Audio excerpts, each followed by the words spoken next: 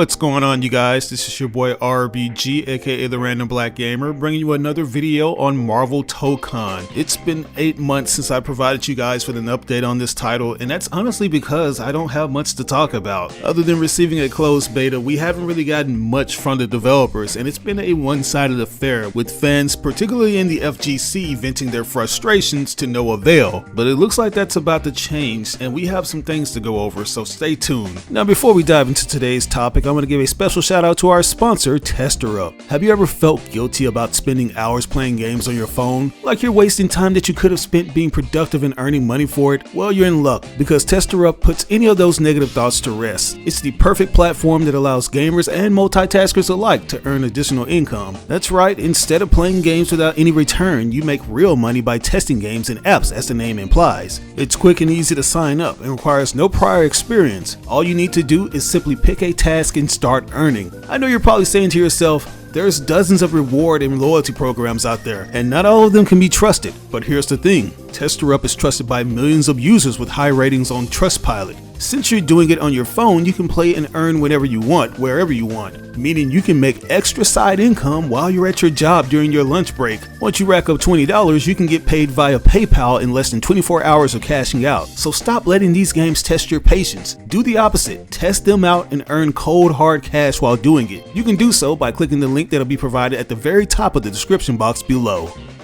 It's been roughly 8 months since we got this game's announcement, and we have yet to receive any new news for Marvel Tokon Fighting Souls, which is a huge surprise because you would expect to at least get updates in the character side of things, because Marvel has an extensive catalog of superheroes and villains, and we thought that that was going to be one of the main things that Arc System Works would be showing off, but we have only gotten the characters that they initially presented at the PlayStation State of Play 2025. We're talking 8 characters here, which is merely enough to keep players from selecting the same teams. And that's a very big issue that I'm having with this, because we can't help but compare it to other Marvel related fighting games such as Marvel vs. Capcom, which gave us a stacked roster of so many different Marvel characters that would face off against a multitude of characters that existed outside of the brand. But in this case, we only have Marvel characters to deal with, which is a good thing because we now have more heroes and villains to play with from that particular universe. The Marvel fans are going to be excited about that, and there's so many different possibilities on where we can get those characters that we didn't get in games like MVC. That's one of the main reasons I even made my video giving my wish list on characters that I wanted to see in the game, because they're all unique, and given the fact that we have a 4v4 fighting game as opposed to a 3v3, there are going to be a lot of crazy mix-ups that the fans are going to be able to pull off. Not to mention that the current roster features characters that belong to the X-Men, so there are going to be these things that we want to pull off that emulates the stuff from the comics.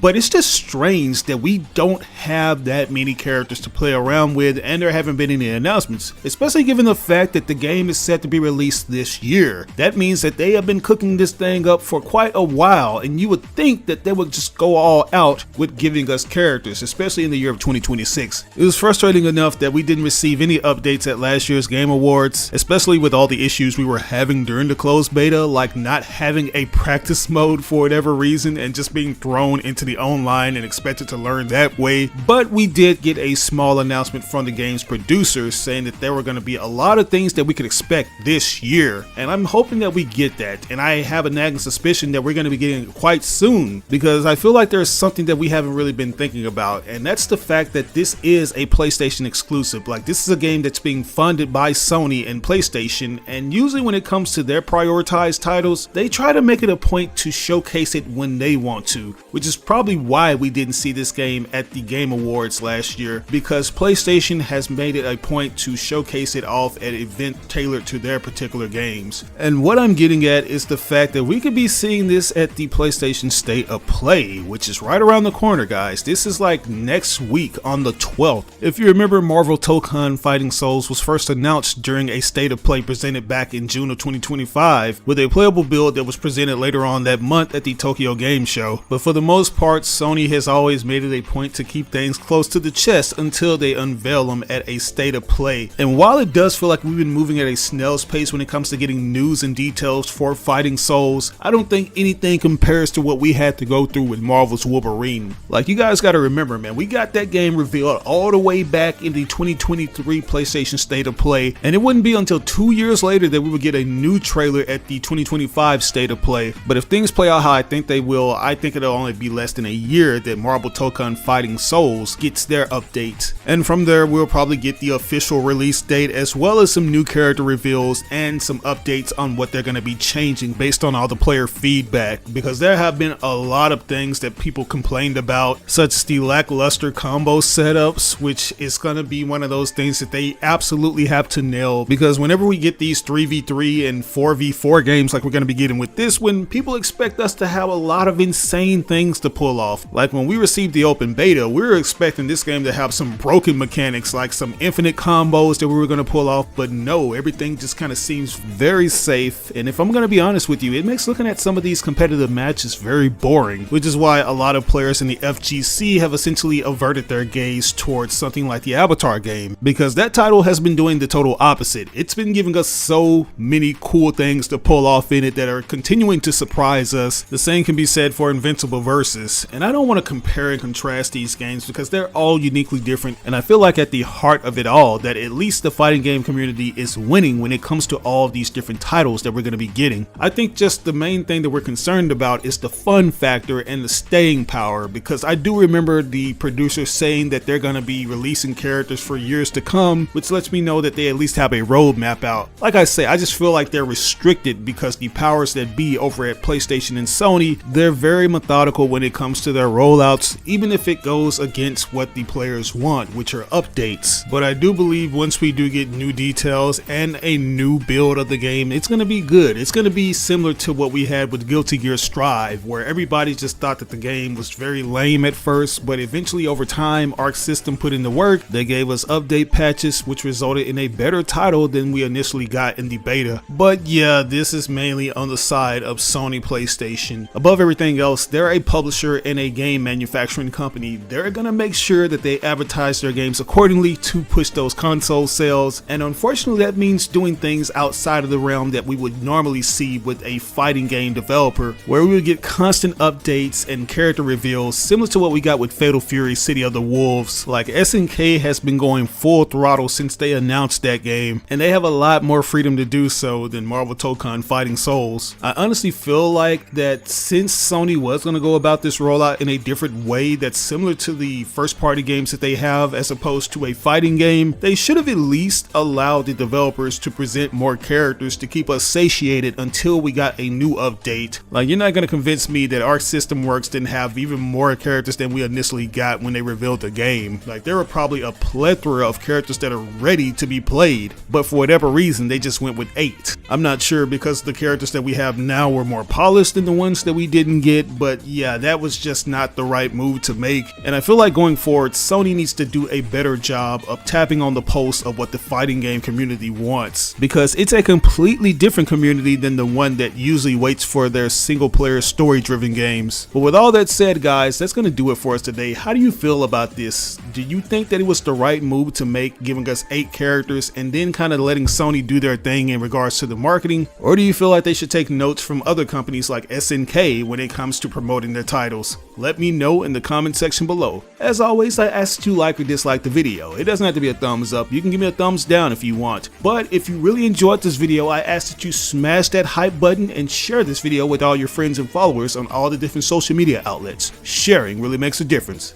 But once again, this is your boy RBG, aka the Random Black Gamer, signing out with another video. I'll catch you guys later. Peace out.